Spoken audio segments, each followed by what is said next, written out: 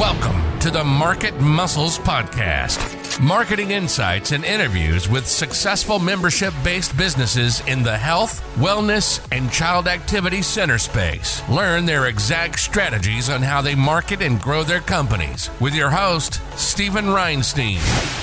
All right, everybody, I want to welcome you to the actual first ever Market Muscles podcast. I'm really excited about this first guest that we have here for you today. Frank, Sahlein, and I connected just a couple of weeks ago, actually, on LinkedIn, and had our first conversation just regarding, the child activity center industry, and really kicked it off. So I thought he would be a great guest for our first episode here. So, Frank, I appreciate you joining us. Thank you very much. And my background is not in marketing, not in HR, not in finance, not in risk management, not in anything except for gymnastics initially, martial arts as a hobby. That's been a lifelong hobby as well. So we have a little bit of a link there, and you and I have a business intent link as well. Awesome. Cool. Yeah. And I think, in our original conversation, it was really interesting to hear kind of what your background is in, because, there's some very obvious kind of like key missing pieces in our martial arts industry when it comes to business operations, and then looking at kind of like what's next for martial arts school owners. So, just kind of understanding your background and learning a little bit about what you do was really interesting. And the reason why we're kind of hosting this podcast today. Great. Well, at present, there's three organizations that I'm in charge of as the CEO and founder of Third Level Consulting, as the executive director of the International Association of Child Development Programs, and the managing director of Leap Learning. You can get more about that later. But as far as the background, I was a gymnast for 7 years. By the way, I had 7 different coaches in 7 years through high school and college. I didn't start till I was 15. Went through, got a college scholarship, and the 7 different coaches in 7 different years with 7 different styles was like starting over again each year from a technical perspective. It taught me exactly what I did not want to do to children. And so we established a place called the Wing Center. It was about 40,000 square feet at peak, about 2,500 kids going through every week in different activities, sports, arts, entertainment, and education. And I ran that for 40 years after coaching for 30 years. These are concurrent. I'm not like 160 years old. But the gymnast for 7, coaching, I was coaching for part of those years, probably 4 of those years. While coaching, I was running a child activity center. And then the last 20 years of running that center or so was also consulting in gymnastics, swim, cheerleading, dance, martial arts, and education. And so now, my wife and I live full-time in Puerto Rico. We base out of here and just get to explore new horizons. When I found Marketing Muscles and Stephen, it was initially just intriguing, like, oh, let's see what's going on in this industry in marketing, although I'd been following it anyway, just because of the interest in it as both a hobby and a business over the years. But Stephen's angle is really unique, and I explored their site a little bit, how they do things, and just loved it. So I was thrilled to be able to participate today. Great. Awesome. No, I definitely appreciate the background here. Just the sheer size of, the facility that you ran and the amount of kids that were coming through, just kind of comparing that to the martial arts industry. I mean, it's incredible. You don't really see that very often in the martial arts world. So that's really great to kind of learn that and hear a little bit about your background. But, kind of just to get us started, I know there's a few different things that, we chatted about, looking at a school owner, kind of like their phases, right? They go from, of course, opening up their school, ramping it up, scaling it, becoming successful. And then kind of the next step is looking at expansion, right? Like, what is that? First of all, what does that look like for a school? Because there's options there, right? To maybe open up additional locations or to add in additional programs. But just from your perspective, because I know that's something that you specialize in the expansion of facilities. Can you kind of just explain your side of that or your process with that? Sure. Well, let's start with the macro picture, and then we'll kind of drill down to the micro in terms of actual programming and things like that, which is changing every day as we speak, by the way. So, obviously a for-profit corporation is what most people are in it. They're in to make a living, make money, et cetera. A nonprofit organization, sometimes that's appropriate, maybe not in the martial arts industry, but if somebody wants to have a not-for-profit arm, it's a good thing to do sometimes. It's a little bit of a pain with board of directors and all that type of thing. However, we have two for-profit companies, Third Level Consulting, Leap Learning, the Wings Center, which was the old 40,000 square foot facility. By the way, we sold that in 2016 after operating it for years and years, the real estate and the business both. We have a not-for-profit, which is that IACDP, because it's trying to attain something to leave legacies and to attract the best and the brightest from across the world in different industries, children activity center industries. So not-for-profit was a better vehicle for that. No one's trying to make money off of that. Obviously, you can do franchising. Obviously, you can do things like management contracts. You can license your intellectual property. You can pull outside alliances and partnerships, and eventually you need to think about your transition and all that. Your company-owned stores, your for-profit company, and the companies that you own, many martial arts facilities start off as one. And then, of course, the master-student relationship spawns, 6, 7, 8, 9, 10, 20, whatever it is, facilities with some kind of a business relationship, whether it's management or licensing or a little bit of both, or some franchising. It's interesting for us, having been through the gymnastics world, the swim world, the cheer world, the dance world, the martial arts world, and watch what's happening in these industries as people get expansion minded, because the technologies allow that now, Sure. with databases and financial and all that, but also with private equity groups coming into the fray, seeing that A, these are fragmented industries, B, there's a generational turnover that is probably imminent anyway. I know that in the gymnastics industry where I started out, at least 25% of the owners are in my age group, 55, 60 plus, and there's a turnover coming anyway, in addition to COVID-induced conditions. And so equity groups are in the market now who know nothing about these sports or activities, but they see that they're good things with recurring revenue and all of that, all the things that we know. The thing is that we knew, whether we were martial arts, dance, gymnastics, whatever, we knew we were cool before because we were really impacting children's lives and therefore impacting families, impacting staff, impacting the communities. We knew all this forever, and we knew we were cool, and it felt good to us. But we might not have been financially cool years and years and years ago. But now we're also financially stable and at a rate that probably would entice private equity groups to come into the market. By the way, if you're wondering, well, what would entice them to come in? 15% net profit return is kind of the benchmark. And by the way, that's kind of where the SBA is in terms of loans.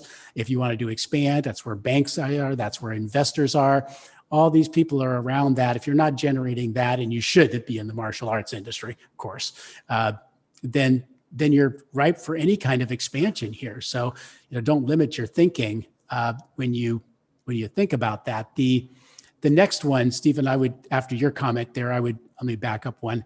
After your comment, I'll get into a little bit more of the micro and what is potential for martial arts industry and facilities.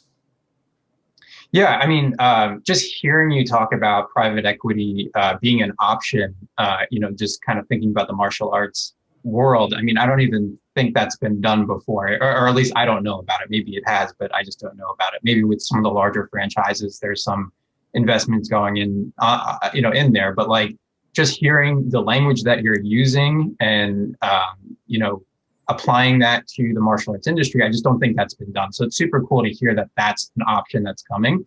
I think you're totally spot on with the just kind of generation turnover that's happening. I see that as a lot as well, where a smaller percentage of schools are now owned by, people in the older category, I guess you could say, with a lot of the students who, started training in the 80s and 90s now becoming the school owners. So, things that are, I guess, typically popular with like tech companies, when you start talking about like private equity and investments and potentially people purchasing and that sort of thing, I could totally see becoming more and more popular. And just hearing it from you, I think, confirms that as well. So we'll get into that. We'll get into that a little bit more when we get down the list of your of your questions a little bit later. We've got more detail on that. But in terms of we've used this this little graphic for a long, long time. When we were first developing this in 1996, I came up with the term Child Activity Center, and it was supposed to be a holistic facility featuring at the top here sports and arts, entertainment, education. Figured, wow, that's a cool thing. But we were just a gymnastics school in 1991, just gymnastics, right? And we had 3 divisions: preschool, recreational, developmental, and competitive. But we were just gymnastics. In short order, we had added dance, we had added martial arts component, we had added day camps, we put an indoor rock wall in, we put an indoor playground in, we put an outdoor swimming pool in, and then we started a full-on educational preschool, childcare, and eventually put an indoor pool in. All of this stuff, it was really interesting because I really did think at the time that business was business, marketing is marketing, HR is HR, risk management is risk management, finance is finance, without realizing that every industry, gym, cheer, dance, swim, martial arts, has its own model and its own idiosyncrasies. And so pulling that together was about 5 years of really wrenching that around. And we did that. But it was only because we pulled some business systems together, and I'll talk about those in a few minutes. But the Child Activity Center could be this. And since we were gymnastics, we were a gymnastics-based child activity center.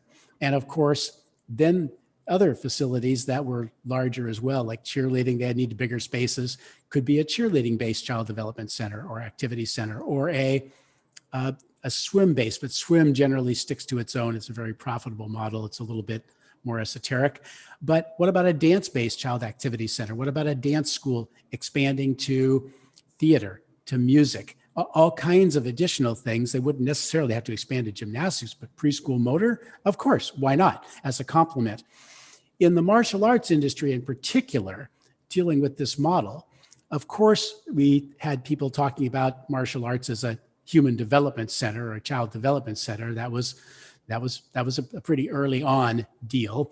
And also the martial arts explosion into after school programming and transporting and all that. That was the end. And if they held some parties, maybe parties or special events, all of a sudden between after school and little parties and special events and martial arts, and maybe there was some special needs work going on. So martial arts-based child activity center, right? So why not? And why not have a martial arts basis? You want to grow some of those other programs.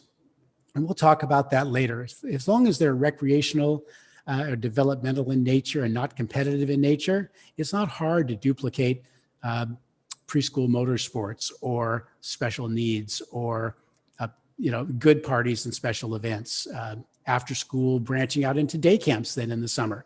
There's all kinds of things that can be done. But we looked at our customer base as children, parents, and staff. Those are your customers. You might not think your staff is your customer, but the truth is anybody who walks across that doorstep is a customer. We're fortunate that our staff stays every day. And then we looked at the child development teams, of course, our instructors, our parents, and the students being all part of that team. Anyway, you can see that this was just kind of a journey to this little island of success over here. And that's kind of a little microcosm. I don't want to go too deep into this, but I think you probably see it. And the idea is that martial arts can be expanded in and of itself in multiple facilities, but also if you just want to grow in place, you can add different activities, and that's where expansion planning comes in. Yeah, I mean, I think that makes a lot of sense. And I think there's a kind of like a typical mindset when it comes to a lot of martial arts schools where, they're so set in their specific style of martial arts that they do, and they just want to make sure that all the traditions that come along with it, are withheld. But regardless of their expansion, martial arts can still be the staple, right? That could still be the thing that holds it together, the glue, I guess. So it's not like you have to water down your martial arts just because now you're offering an after school program or a summer camp program or events or whatever it might be. It's just a natural progression for a lot of these facilities to start bringing in additional revenue where maybe they weren't getting it from strictly martial arts. Well, that's a good point. And I will tell you, just in all honesty, when we went from a gymnastics school to a gymnastics-based children's center, as we started adding these activities, there were actually some parents that were actually resentful of it and some staff that had trepidation. They almost like they didn't want to lose that heart, but that was actually the tail trying to wag the dog. And in business expansion, that actually can't happen. This is our business. We're in control of it, for the right reasons, obviously. Yeah. So this was another question that Stephen had posed. How does the facility owner know when they're ready for expansion? Well, there's two answers to this. One of them is, what of your definition of success? And Stephen alluded to this a little bit earlier, but this is from a gentleman named Clayton Mask. We use, Third Level uses a database called Infusionsoft, which is now called Keep, I think, KEAP, to run our businesses. And this was a model that he put up way, way early, from somebody who was a solopreneur, just an individual doing it, to a partnership or just having a few staff, to a steady operation, to a local success story, to a managed organization, maybe a mature company with lots of different locations, or to a corporate player.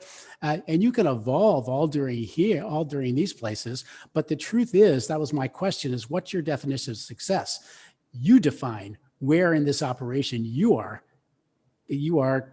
happy, happy, and that's fine. No one says you have to progress all this from 1 to 7 to be a success. You choose what's there.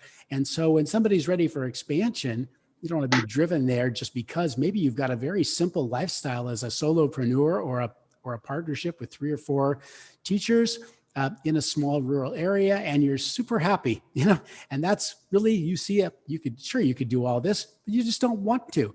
That's great. That's your definition of success. So what? But some of you are like, no, we're already a local success story. And now I've expanded. We've gotten some great systems in, and we're a little bit more mature. Now, what do we do? Do we continue to do that? Do we add more facilities? Do we license our intellectual property? Do we sell out to an equity group? What do we do? And so I just wanted to bring that up because it's empowering to know that your level of success is only up to you. You have to choose it to be able to be satisfied with it. But right. In this world of more, and more is better and all that, not so fast. Yeah, I mean, just kind of seeing this broken out, I'm sure is really helpful for, business owners, because I think being aware of the different levels is really important, right? Because first you need to be aware of these before you define what your success is, because with each individual level, of course, we see the money going up, right? But there's more problems that come with that, more challenges, right? And certain people might not want to have to deal with that, or maybe they're really happy with the way things are going right now, and they feel fulfilled, and that's just how they want to continue on. But I think it's really easy to kind of focus on the dollars, right? Because that's really, once you start looking at expansion, of course, that comes with it. But not shown here is the challenges, the amount of money that's going out, the risk that's associated with that, all of these different things that come along with each step. So I think just kind of being aware with what each step, requires, I guess you could say. And then kind of looking at whether or not that's something that's interesting to you. Then you can then formulate a plan, I guess, based on that. Right. And phasing into the plan itself, when you are going to expand, if you have that urge, that drive, that, kind of intuitive feeling to do it, you'll need to do several steps. When we help people professionally with this, we look at a feasibility study. And part of the feasibility study is the demographics in your area. We've developed a study now that takes wherever you're planning on expanding, it looks at that particular address and goes out either 5, 10, 15 miles, or maybe it's 5, 10, 15, 20 minutes drive time, whatever it is, your mileage or your drive time. And we're able to take the demographics from there and drill it down based on how many families can afford it, how many families have certain ages of children, how many families are actually looking for this at any one point in time, because you might think 100% of people are looking for martial arts at any one time. That's our ego talking, though, and it's not true. The same thing with gymnastics, swim, dance, cheer, whatever. And then dividing it through by competition, and then finally getting to a number that is your market share. So you might be underperforming or overperforming your market share, depending on your marketing acumen. But once that's there, once that number is there, whether it's going to be just martial arts or whether it's going to be martial arts plus, we can determine your market share plus or minus about 5%. We've done 200 of these projects or so. And that gives, the reason that's important is because, of course, that gives you numbers to assign tuition dollars to make your break even and your projections for the first 3 years educated guesswork as opposed to just guesswork. Because where you don't want to be stuck in this projected profit and loss pro formas down here, where you don't want to be stuck is a banker or an investor or a landlord or whomever saying, where'd you get your numbers from? And not being able to answer that question intelligently. That's called a red face moment, and you don't want that. Instead, you want to be able to say, I'm glad you asked that question. Thank you. Let me explain where we got it from. So the feasibility is the demographics through the break even. And once you know your market share and what the market numbers should look like, then that goes into your facility design. How big or small a space do I actually need? Can I flex space that space? What can I do with it?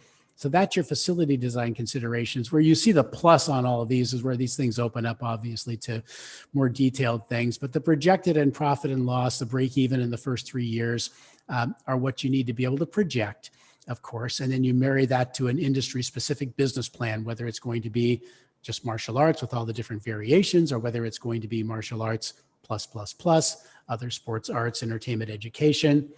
Look at some alternative strategies. If you're thinking, I don't know if I can afford all that.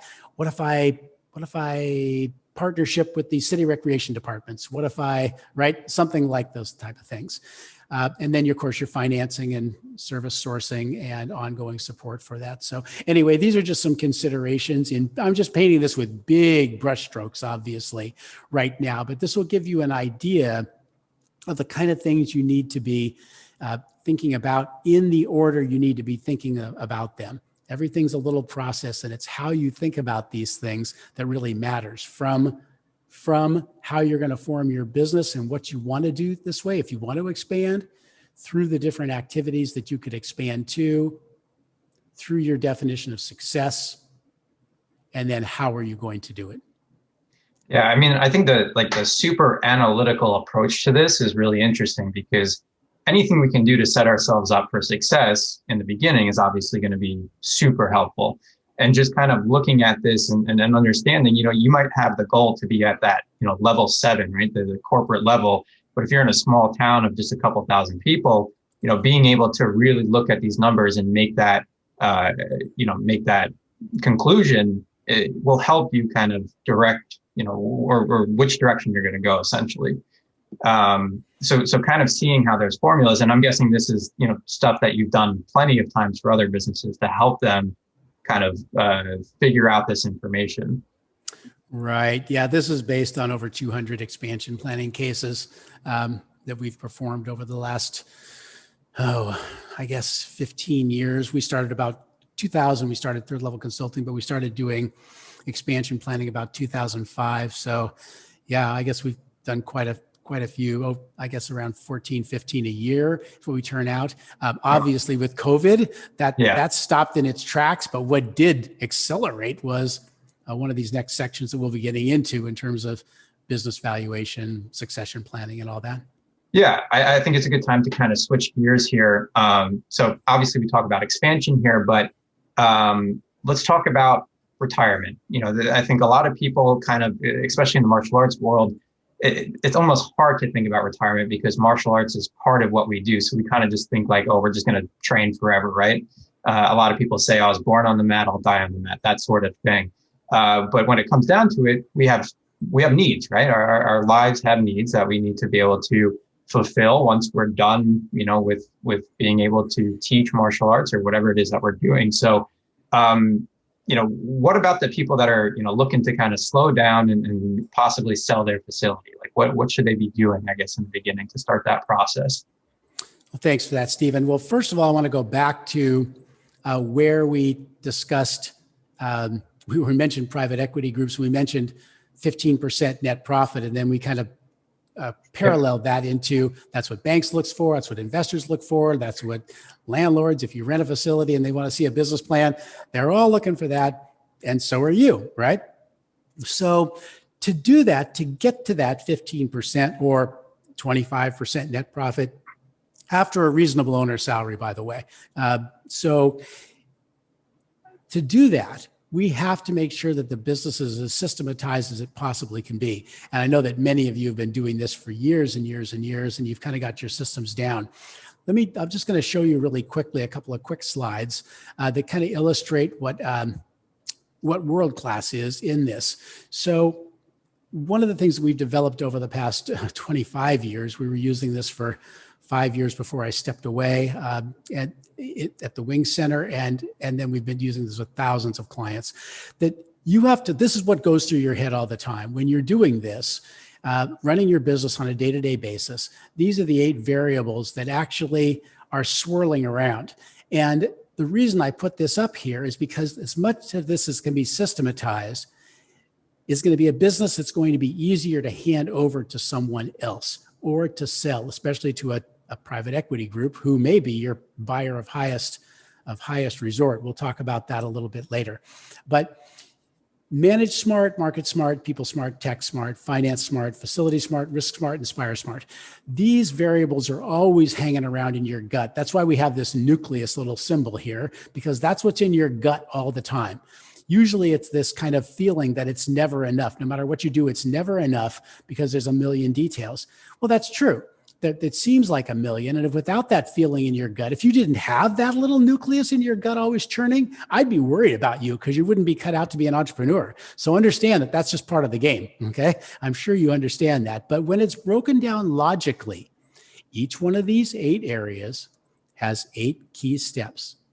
And if you can look at it that way and break it down that way, you can actually systematize all of this so that your business runs smoother while you own it, as well as if and when you're looking at selling it. It'll be a lot more attractive to somebody. Even these 8 areas are set up in this order on purpose. For example, manage smart is your business model, your business culture, your business team, all of the things that go into your culture, your leadership, et cetera, your long-term value planning, your systems that you use. That's all management. Once you know who and what you are, then you can market it. That's what Market Smart is. And Market Smart leads up to effective, once you've done the first 7 steps, the 8th step is actually marketing plans and how to do them effectively, how to document them, how to chart them, how to determine your return on investment and all that. And because you did the Manage Smart first, now you know what to market. Once you learn how to be a great marketer, then it drives a lot of people in your facility. Now we have to take care of our staff. And that's what People Smart is the 8 steps to success in that.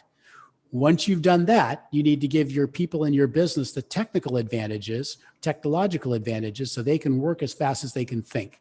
When that happens, they can serve customers at a level that has high customer retention and customer retention and satisfaction. Once you've done these first 4 on the left, your cash flow will take care of itself.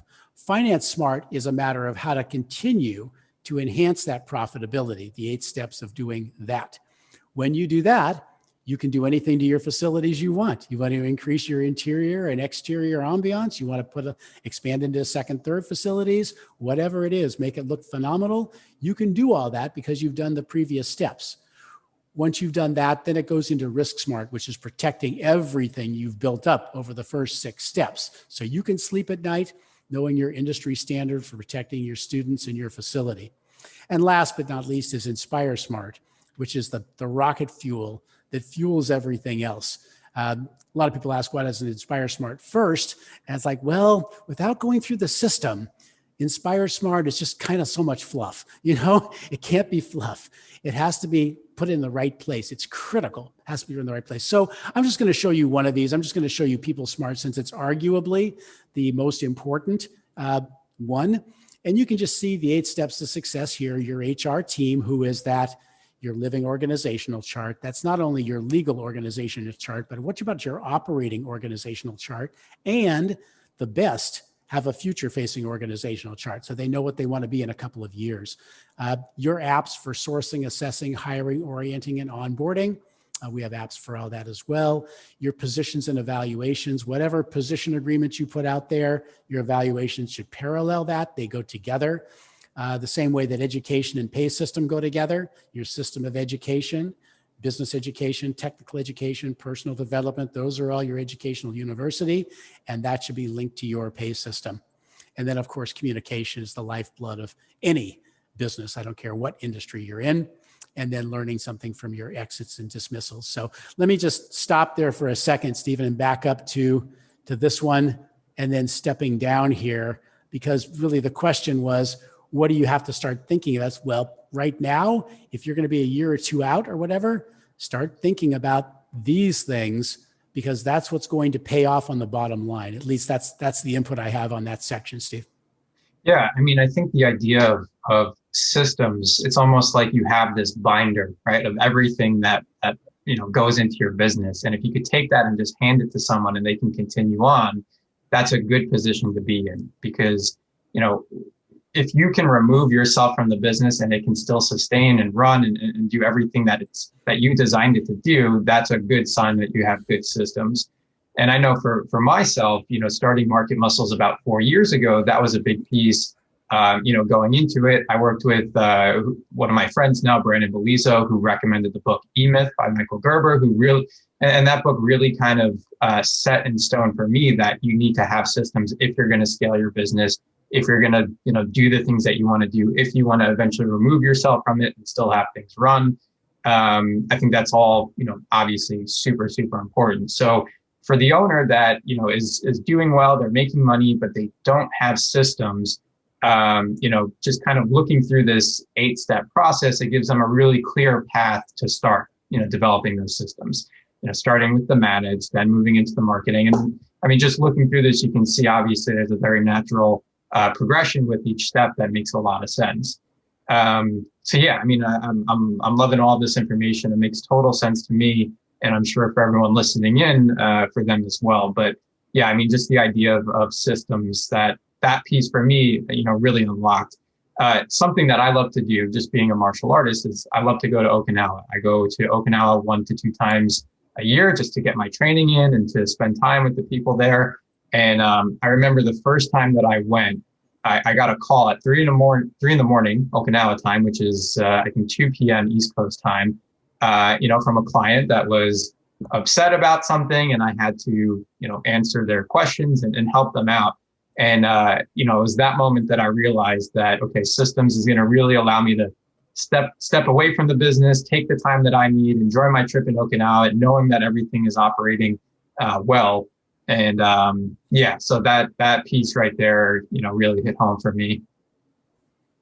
Well, I appreciate that, and all of these, it's some kind of a binder, some kind of a Google Docs, Office 365, Apple Suite, whatever it is, you have all your documents in. But there's apps out there for all of these things, and the more tech savvy you are, the better. All of these areas, like we showed the People Smart example, have the 8 steps to success. And by the way, those are successive. They're in order. Yep. So if you have a problem with a lot of people, let's say you have a problem with a lot of people exiting or dismissing or quitting or whatever it is, this is a reverse diagnostic as well. Work back down and you can figure out, where is it that we're just going to improve? Where are we falling short or can improve? But there's apps for all of these things. And it's really important that you have as technologically driven a business as possible to get the best possible value for your business down the road. Sure. Cool. Okay. So obviously the idea of selling the business, that's something that's really interesting for people that are looking at potential retirement. But I know it's kind of hard to really imagine, what would someone pay for my business? So, how do you come up with that number? How do you get to that number? Yeah, there's our advice here is obviously get a professionally trained industry specialist to perform the valuation. Rules of thumb are worthless. And you'll see this in the next couple of slides. When people estimate value, remember, lawyers are not trained in valuation. Accountants are not even trained in valuation necessarily, or CPAs or financial advisors. So when somebody throws out what we call rule of thumb valuation, you'll see in the next couple of slides, They have no idea what they're talking about, okay? Give them the credence that free advice normally is associated with, that it's worth what you're paying for it. None of those are accurate. The reason they're not accurate is because these are the types of things you need to take into account. Business readiness is your systems. If you open that up, you would see it's talking about business systems, talking about your staff succession, your staff training, the technologies that you've got in place, et cetera. So business readiness is one. Who can analyze that? Well, that's going to be an industry specialist, obviously. The industry trends. What are the trends in your particular industry, in the martial arts industry or martial arts-based child industry, or the greater child activity center industry nationally, globally? What are those trends? Are we up? Are we down? Where are we? 4 years ago or 3 years ago, in the middle of the Larry Nassar scandal, gymnastics schools were kind of given a black eye, right? They made it through it. But at that particular time, for a year period or so, there might not have been a whole lot of them sold. Sure. And then you look at your own exit strategy and succession planning. What is your strategy and succession planning? And we'll look at that in a little bit deeper level later. What about the demographics and the what marketplace is the new buyer going to be working at for the next 5 years, right? The new owner. So we have to know those type of things. There's a lot of valuation factors. There's at least 16 different factors that go into developing a multiple of earnings. And you see what I mean? Even just saying there's 16 factors that go into developing a multiple of earnings. Oh, okay. Those 16 factors, if Stephen owns a business and we both have the same square footage, the same number of students, however, he charges twice as much as I do. His lease is secure because he owns his building. My lease is expiring. His demographics in his area are stellar and mine are going down, becoming more gentrified. So just in listing those 5 right there, you could see that there's going to be a massive difference in that. Whereas if we said, oh, we've got this many students and this many square feet, and somebody gave us a rule of thumb valuation, by rule of thumb, I mean somebody saying, oh, it's 1 time your gross. Oh, it's 3 times your earnings. Oh, it's it doesn't hold any water. So, and especially when you start looking at 4 types of buyers, there are industry buyers, there are lifestyle buyers, there are financial buyers, and there are strategic buyers. Each one of those uses different types of formulas because that's coming from their perspective. So we want to position ourselves to attract the highest level of buyer, highest straddle of buyer that we can. So in addition, there's 3 types of earnings at very least. One's this whole EBIT, the interest before interest and taxes. There's EBITDA, earnings before interest, taxes, depreciation, amortization. And then there's just pure discretionary earnings. How does the business really make money? In other words, tax return says one thing, profit and loss statement says something else, but how is the owner really supporting their lifestyle out of this? And that's a whole different thing. You have to do what's called recasting the earnings to get to that. Once you get 3 types of earnings, there's 3 types of multiple tables to assign valuation to. And I guess, let me back up just a second here. I probably, like most of you, have no business background whatsoever, 0. So my major was environmental science and my minor was philosophy as I was going through college on a gymnastics college scholarship and teaching gymnastics at night. So all of this was just learning this and giving yourself an MBA, as most of you did, in small business as you go through. But when you look at these types of earnings applied to these types of multiples tables, and we just learned this as we went. Both myself, Ron Ludwig, my partner, John Muno, are all certified business brokers on the outside. We became that, but we just happened to focus on the child activity center industry. And what you learn in this is all of this above. This is something I created, but you can see now why you need somebody who knows what they're doing to do that valuation. Because if you try to charge too much, the transaction will never get done. But you don't want to leave money on the table either, right? So when valuations are done properly, they take the buyer and the seller both into account. It's neutral. Even if we represent someone in the sale, The valuation is done first, and that's representing no one. That's just saying this is what it'll take to get the transaction done. If we become a seller's advocate, then obviously we are going to work to get the max price for the seller. So anyway, just to sum this part up, Stephen, the valuation methods are the science. And even then you're not done, because it's the transaction structures. What are the terms of the deal, et cetera? That's the art. And then there's the entire sales process. So hopefully that answers that question of, can I just get an approximate valuation? We get called for that all the time, and we simply won't give that.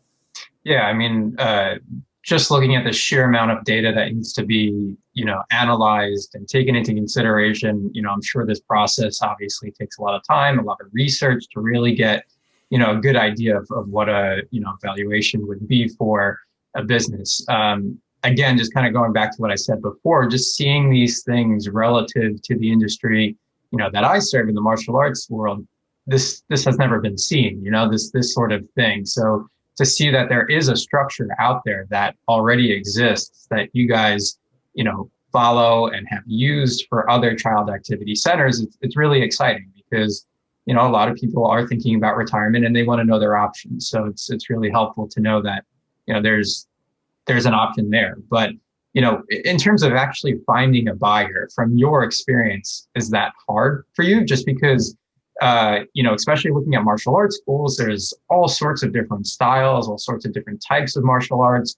A lot of martial arts schools run based off of a personality-based business where they don't have a lot of systems. A lot of people are there because of the instructor or the owner, right? They have some sort of relationship with him. And maybe if someone came in and purchased, it wouldn't be the same for them. So I'm sure this is all, things that school owners would be concerned about while looking at a possible purchase situation. So just from your perspective, how is that usually handled? Well, unless it's a sole owned and sole operator, one person or one, two, or three people operating it, teaching a particular style, whether it's judo or whether it's American Kempo or whether it's MMA, whatever it is. Yeah. If it's one style and it is two or three people that are the ones that are mainly teaching that, that's something that may be turned over more easily just to somebody within the business. But remember, business is business. So when it comes down to it, it's what's that bottom line and who can carry that forward.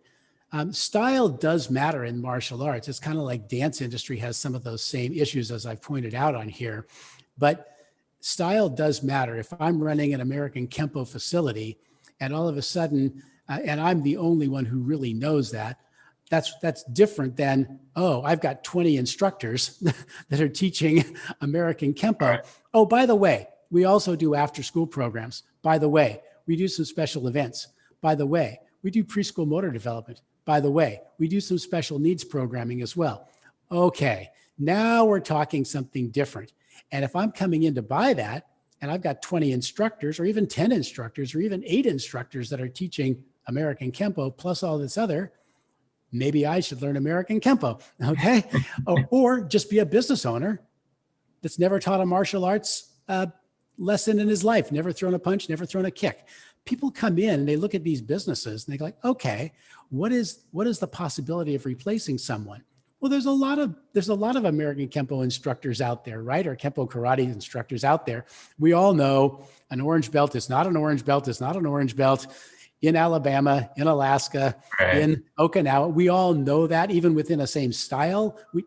We get that, but it's roughly similar. And we can come to some accommodation within the business to teach that. The outside public doesn't know that. We know that as insiders, because flashing wings is not taught the same way, and it's completely different in Okinawa than it is in Alabama. Okay, but the general principles are the same, okay? That style's founder meant it to be a certain way, and then there's a million permutations as people adapt it to their body, their style, their interpretation. Fine. It's not as big a deal as we think it is inside martial arts as it is to investors out there. They're looking for a good business that can be replicated. Yeah, I mean, I think that's a good point. Sometimes removing ourselves, from the business and looking as an outsider is really hard to do, because that's all we've known our entire life. That's all we've done. So, to really look at it from a very analytical point and say, look, the numbers is what they're going to really care about. And just going back to all those different pieces that you were, showing with the valuation portion, then it's like, okay, yeah, I mean, maybe, the numbers are great. They love the business. There's going to be a purchase happening, and they fly out someone that, from Texas to move to Virginia, and now they're the head instructor or something like that. That's totally a situation that would happen just to, continue on with that specific style and that sort of thing. So cool. Yeah. And like we're dealing with a couple of private equity firms that are assimilating in a particular industry. It's the opportunity for existing managers to step way up, Yeah. And give them the education, give them the reins with control, obviously, and let them start to flourish. Right. So that's all possible. So the truism there about, is it hard to find a buyer? How much does style have to play into it, et cetera? I'm not saying it doesn't, but I'm not saying it's the ultimate obstacle either. You just have to think about yourself in a bigger context. Yeah. And I think just, going back to the whole systems thing, if you have someone internally that's used to, all these systems that you've created, and they've been executing these, and they've been, obviously part of the success of the business, it just makes it that much easier for them to then fulfill, a much higher role and continue on with those systems. So just looking back at systems as being a kind of like a key part of a business. I mean, that's there everywhere. You see that popping up every single time you look at your business. But yeah, I guess, just kind of continuing down the path, what does retirement look like for a martial arts school owner or a child activity owner? And again, it's kind of similar to the success question, right? Define success for yourself. And we showed the 7 stages that Clayton Mask had come up with, and it was great, but you get to define it. Same thing here, right? You get to define it. What do you want your lifestyle to look like? Many people think, yeah, I was born on the mat, I'm going to die on the mat. That's fine. No, that's fantastic. But you may not want to handle the 18 million details, right? Actually, there's only 64. There's 8 by 8 steps. There's only 64 details that you need to take care of. However, every one of them is important. Once you've taken care of those or put those things into play, then you're going to find more time on your hands. You're going to find other causes out there, other personal things that you'd like to develop yourself, other adjunct causes, adjunct activities that you'd want to develop. So be able to spend some time and kind of project, fantasize that way. Do it. It's great, because the picture you can paint going forward that would be ideal, you can actually realize that. Bert Goldman has a thing called quantum jumping, and it's a beautiful concept where it's a matter of projection, but it's beautiful. He says, look, send yourself into the future and paint that picture that's out there, paint it in detail. What do you want that to look like? And I did this, and it worked really, really well. It's so good. And then he says, now there's now a successful you out there. It's your doppelganger, right? It's your duplicate that's already achieved all those things. Let's say you had 3 or 4 things. I want to help other people in personal development. I want to start a not-for-profit martial arts institute to give people martial arts lessons that can't afford it. I want to take up Portuguese and trombone, right? Okay. Those are all out there. Your successful duplicate, your doppelganger, already achieved those things. Just picture that. They already achieved them. Now they send back success tips to you. How did they get there? How did they get that journey? What are the 5 or 6 steps in each one of those journey? Portuguese, trombone, the not-for-profit martial arts lessons for people that can't afford it. All those other type of things that you set back. What are the steps there? They're going to send you the success tips back, and then you can build them forward. And it's really freeing, because you can assume that success. Will it take maybe a little bit of a winding path? Okay, sure.